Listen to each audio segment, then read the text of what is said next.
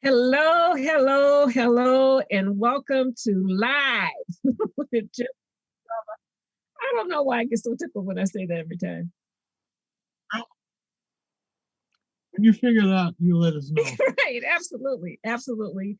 We are so happy that you joined us for our series on secrets to lasting love. And we have so many secrets that we're just going to take our time and do the series because each one of these secrets, I think applying just one of these secrets would be helpful in improving the quality of um, relationship by any person in the relationship applying these secrets. When I think about relationships and I think about relationships working, I think about teamwork, I think about partnership, I think about mastermind too. Mm-hmm. And something beautiful happens when two people work together in harmony for a aligned purpose that supports each one of them to grow into the best version of themselves. You just said something very important, and that was the word purpose. Mm-hmm. Because I'm sure that the overwhelming majority of couples really haven't defined what their purpose is for being together. And it's not just about, buying a house, having kids, making a lot of money, those kinds of things. There has to be a purpose that goes beyond all of that, where both of them can contribute to an outcome that will not only enhance their relationship, but also that would enhance the quality of life for other people. Yeah, yeah. So they're stronger individually. They're stronger together. Their family is stronger. Yeah, they're stronger in the workplace and in the community, and they're really contributing to goodwill right on Earth. Mm-hmm. I mean, and I think the impact is not just local within the relationship. I think the impact, the energy of the impact, you know, with many people being on purpose, uh, has a worldwide kind of impact, that kind of energy, you know. So, and that is the core of the secrets that we are talking about in the series, because it has elements. I mean, because relationships go through stages, relationships go through um, joyful times, goes through challenges. And, I'm trying to think of who I was talking to today. Oh, that's right. Saw a lot of clients today. So one thing that I remember saying to one couple I was talking to today is that our life is a classroom. And so anything that we experience, in my mind, is an up is like part of a curriculum of something to learn to grow into another aspect of the best version of ourselves. So we already have a lot of qualities that we are expressing in our relationships. And the good news is that we were born with so many more. And so I'm thinking, why not tap into so many more? Right. Why not make a good thing better? So that's one of the reasons that we're excited about sharing this series with you. Actually, we're excited about sharing everything we share with you, because we know how all of these different things that we're sharing with you, how they have impacted our lives. Anytime that we share with anybody that we have worked through something, it kind of surprises them, because they're thinking, wow, they've been together so long, they have it all down pat. Their lives are perfect. You mean sometimes that, they have challenges? Yeah. Life is a classroom for us too. This relationship, this marriage is a classroom for us.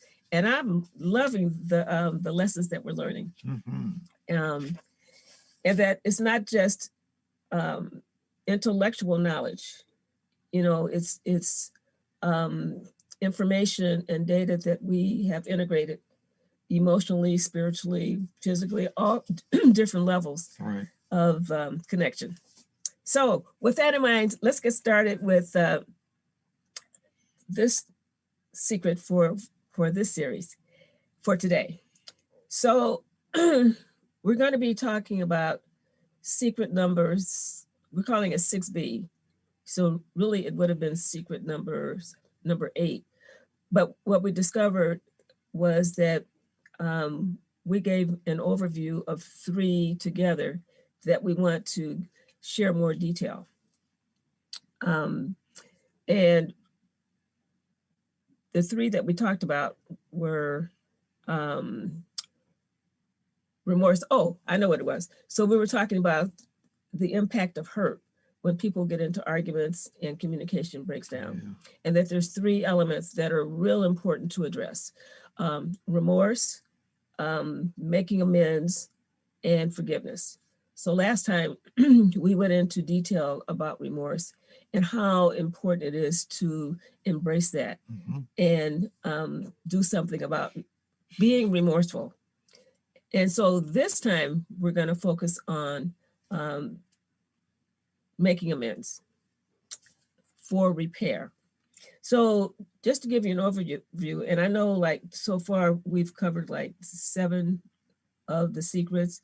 So I'm just going to run through them really quickly because as we go through the secrets, since we have so many, at the beginning of each session, see, I'm still talking like I'm in a counseling session, that we're not going to give like the entire list. So maybe we'll do like 7 at a time. No, after we do the next one, then we'll just start over with number 9 or number 10, whatever it is. So far, we're talking about the story and the experience of James and Marion, a couple that's been married for a very, very long time. They love each other and they get stuck in arguing about the same thing over and over again. And so that's where they get stuck. Now, they are empty nesters. And so they're looking forward to their golden years. And so they have they're still working a lot of hours, but they have, since they're not doing parenting anymore, then there's more time for the 2 of them, but they keep getting stuck.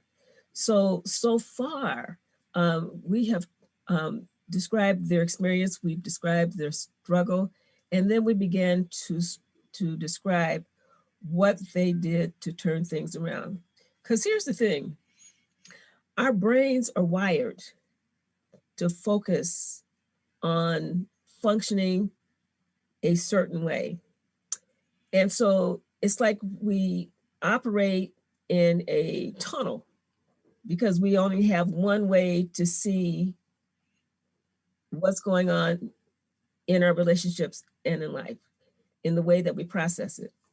And so when you have 2 people who are wired differently, who love each other and are in relationship, when everything's going well, it's not a problem. But when there's a challenge, they get all tripped up. They get all tripped up. And so what we want to share with you this time, I'm not going to go through all 7, but our main point is what we want to share with you is that even though that is normal, it doesn't have to be the norm, because if it becomes the norm, then the relationship is in trouble. And so even though James and Marion have a wonderful relationship in other areas, they have so many good things going on for them. This is one place that they get stuck. This is where the classroom lesson is for them. And so they have embraced this lesson for their own healing because they hurt each other the way that they argue, and for their growth. So all of these steps that we're talking about now, they're about growth. So so this is secret number 6B. I wish we had another way to number this. And that is called be a change agent. That means making amends. And you'll probably notice that when we share a secret, we start off the secret with the word be, because we believe that change happens, that transformation happens when people are aware of how they're showing up in their relationship. People want love, they want connection and what have you. And so what we know works is the be, do, have principle. If you want to have a more fulfilling relationship, then you have to be more of the change that you want to see. So that's why when you hear each one of those secrets, you're going to hear, we call them be attitudes. So if you break it down, be, it stands for behavior that's in alignment with a certain attitude about how to show up as your best self. So it's ABC. Oh, no, it's not BAC, but excuse me, that um, anytime anybody is applying any of these principles, um, that they are developing or honing certain characteristics that are part of being the best version of yourself. Okay, so we're going to talk about being a change agent and making amends. You want some water? Um, I think I'll be okay. Thanks All for right. asking. Okay. Sure. So let's talk about a little bit about what amends are. You know, many times people will say, I'm so sorry. They know that they hurt someone that they love, and they'll say that they're sorry, and really they are. And we talked about that a little bit last time in terms of being remorseful. But here's the thing, saying I'm sorry is not enough. Being remorseful is like the first step. So, but it's not enough. It's not enough. And so, being a change agent is about making amends for the hurt that resulted from maximizing behavior, meaning attacking with words, or minimizing, shutting down when times get tough. I mean, damage is done when that happens. And so when you talk about changing behavior to make amends, there's I'm trying to think of, I think I have them on here. Yeah, 3 people who did the research. They said it requires 3 things. So 2 are internal and 1 is external. The internal is motivation and capability. So it's important to be motivated to make the change. Um, because if you don't have the motivation to change, you're not going to change anything. So if you have the motivation, you you have to also have the skill set. You have to be capable.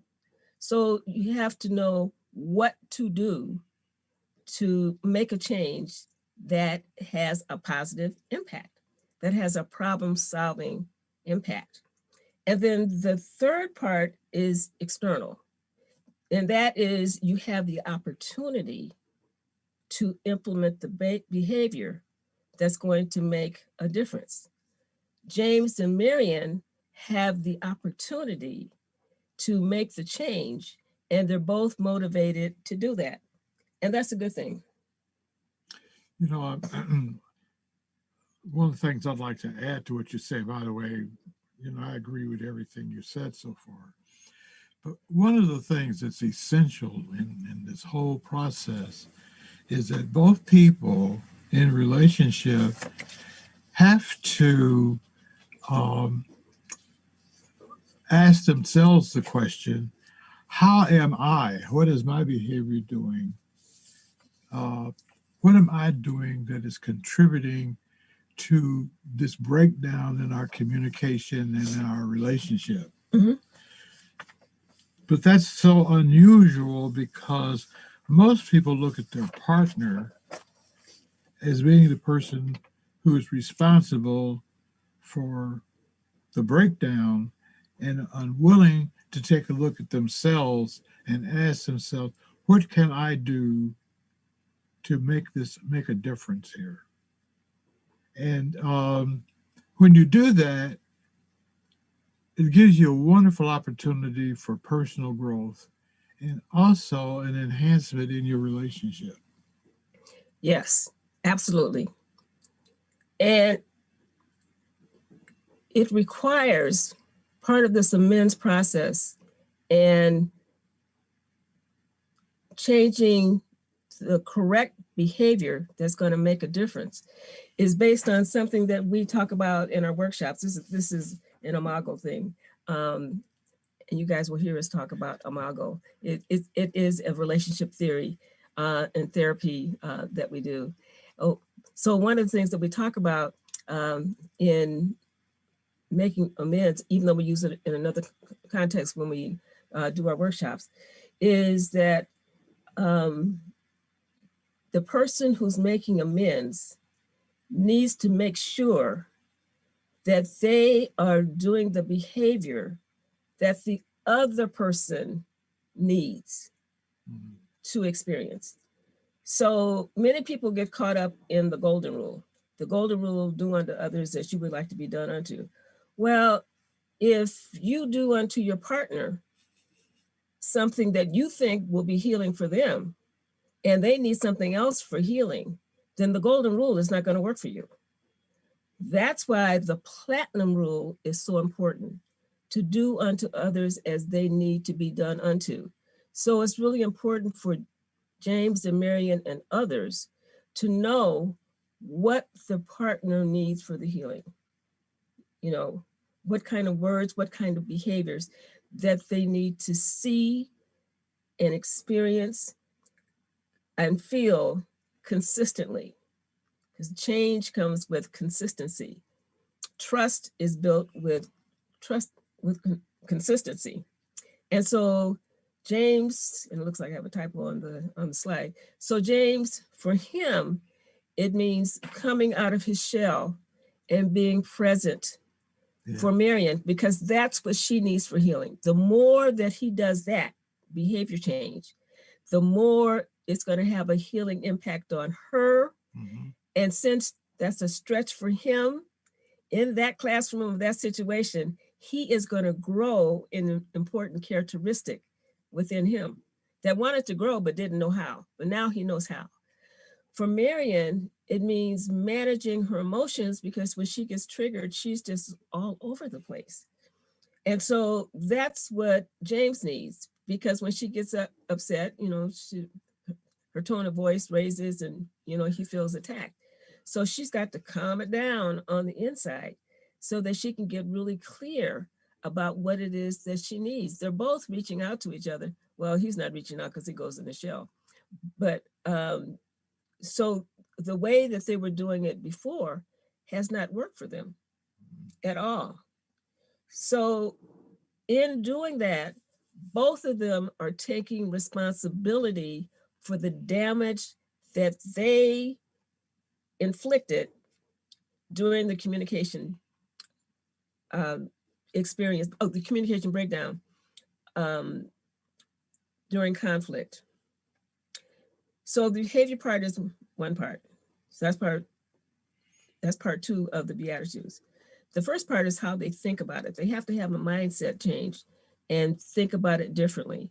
And so when we think about the relationship journey and we think about the partnership, then instead of both of them having the mindset of when things get stressful between the two of us and when there's been a misunderstanding, that just because we experience something differently, that we're enemies, that mindset has to change to let's go into the classroom and figure out what this situation is trying to teach us. Mm-hmm. And let's do that in partnership. Mm-hmm. So that's the mindset that is going to be important to tap into and to shift into. And then again, to be consistent, going into that classroom, and part of going into that classroom is going in within and being reflective and just think through what just got triggered in me. What is it that I'm reliving right now, and peeling away the layers until getting to the point where you're saying, oh, this is what I needed in that situation. Mm-hmm. And then ask for it. So why is this important? So one of the reasons why it's important is because a stiff apology is a second insult. The injured party does not want to be compensated because they have been wronged. They want to be healed because they have been hurt. And that's from Gilbert Chesterton, Gilbert K. Chesterton. We agree with him 100%. 100%. And so that's why this step is so important. And that's why it's part of a three-prong healing process for James and Marion, for us, for others as well. Okay, so it's your turn. Are there amends that you need to make from minimizing like James or maximizing like Marion? You know, when they're in conflict, James shuts down. What does John Gottman call it? He calls it stonewalling. And because Marion calls it, she senses a coldness and a distance. That's what he does to protect himself. Are there times that you do that? And if you do, just know, yes, that's protecting you from feeling the discomfort, but it's also inflicting pain on the other person. Are there times that you get so anxious about not being able to turn things around and to restore that connected, that sometimes you cling and you pursue, and sometimes you raise your voice because you want your partner to hear you because they're just not getting it, that all you want is to connect. So do you do that sometimes? Because if you do, you're inflicting pain on your partner. So thank goodness there's something that you can do about it. And just know that your brain is wired to do that, and you can do something different and rewire your brain. So go ahead. No, I was just thinking, and this is a suggestion from us to you, and that is, anytime that you find yourself um, in a conflict with your partner, you might want to replay this part of the programs that we've been presenting to you so that you can begin to take a look at yourself and being able to figure out, now, what is it I need to do differently so that I can establish a reconnection with my partner. Because when we're upset with the other, we have a tendency of withdrawing. For some people will do that, and other people will maximize, meaning that they will just go off and off and off, and they know they don't get anywhere, but they do it anyway because they know what else to do. Yeah. So what do I need to do in this moment? I'm triggered. I'm flooded with all these emotions. What do I need to do to take care of myself so that I can show up in a way that invites repair and to restore the connection? And then how do I apply the platinum rule? The only way to do that is to find out what your partner needs and to ask, and then to take action. So if you would like support in getting started in this process, then we invite you to schedule an appointment for a complimentary telephone consultation with both of us. Oh, thank you, Brian. And the link is in the chat. All you have to do is to click on the link, the calendar comes up, you pick the time that we have the days on there that we're available on the times.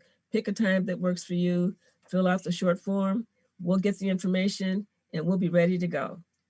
So in the meantime, we want to wish you well in, thinking through these ideas that we're presenting to you. And again, we want you to know that these are tools and strategies that we use for ourselves that we're happy to share with you. Yeah. Thank you so much for joining us for Live with Jesse and Melva. And we're looking forward to connecting with you next time for secret number 6C. We're going to talk about forgiveness. Until then, take care of yourselves. Bye-bye.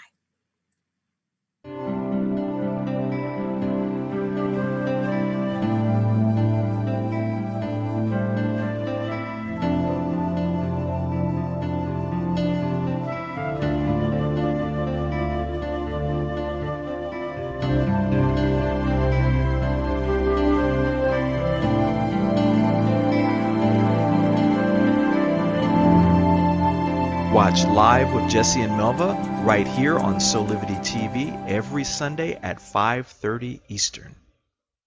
Are you ready? Are you ready? Are you ready to become your best self now? I mean, like right now. If you're ready to become your best self, then why don't you join me and Solivity Magazine as we present the New Year, New You celebration along with our very special partner, Beyond Words Publishing. It's going to be Saturday, December 12th, starting at 1 p.m. Now, guys, the best part is you'll be able to watch all of this and enjoy it all from the comfort of your own home.